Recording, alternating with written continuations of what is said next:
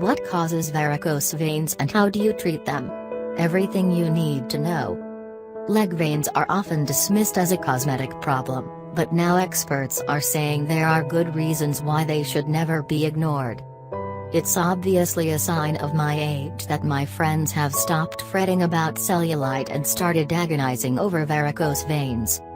Some are at the stage of basically just freaking out about the appearance of gnarly ropes on their calves, others are well down the road of repeat treatments. One has now had hers removed so often, 3 times and counting, she jokes it's a wonder her blood has anywhere left to flow. Personally, I'm lucky enough to have avoided actual varicose veins so far, but I've been playing whack-a-mole with thread veins for as long as I've been a beauty editor, and now there's an ominous green thing on my skin too. It's making me wonder why. Veins always seem to come back, and whether they're even worth fighting in the first place. To find out, I've gone to see top vascular surgeon and vein researcher Professor Mark Whiteley. Here's what you need to know about the signs you're seeing on your legs, and how to fix them for good. What's on your legs? Thread veins, aka spider veins. These are small surface blood vessels that have become dilated. They look like little red squiggles. Reticular veins, these are green or blue veins that have become enlarged due to pressure. They're visible under the skin, but don't bulge out when you stand. They're also known as feeder veins, because they can cause spider veins too.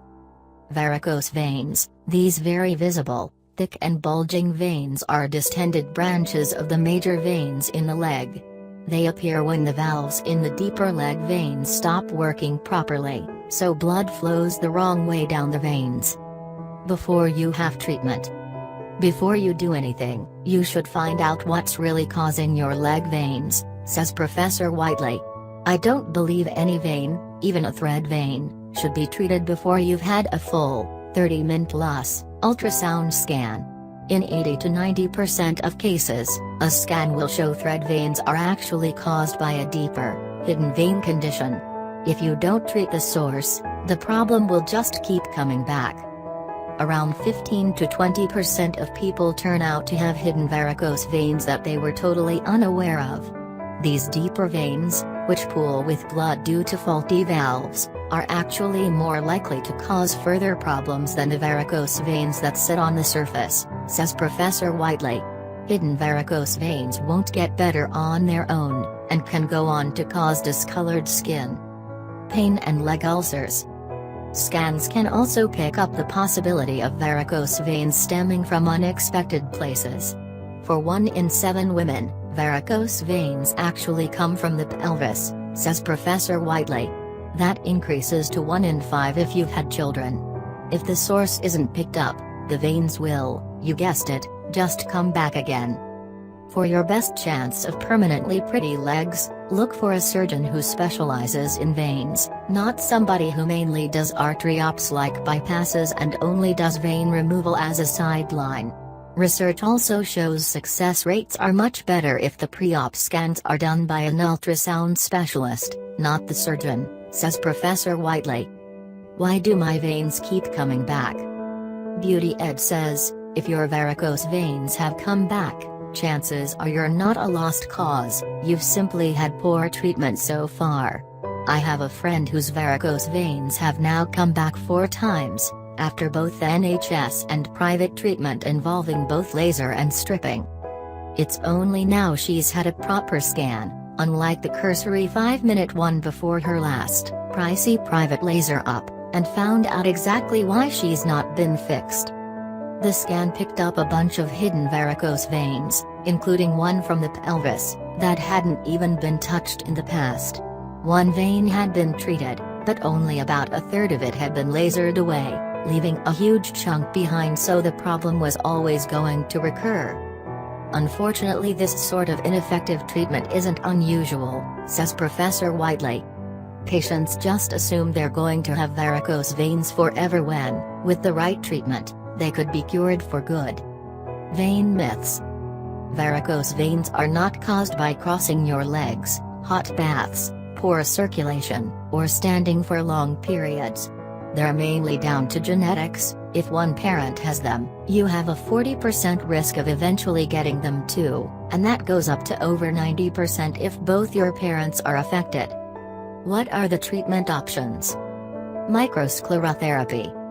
Professor Whiteley believes this is the best option to shift thread and reticular veins. It involves injecting a foam and gas mixture into the vein to destroy it.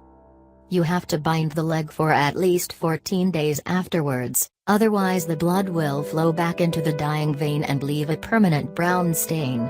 Once you take the bandage off, it won't look nice for at least 3 months, and full results take over a year, he says. Surface laser. Lasering thread veins is great in theory, quick, non-invasive, no downtime and, relatively, cheap. It's effective for thread veins on the face, but Professor Whiteley reckons it's usually a waste of money on the legs, where gravity keeps forcing blood back in.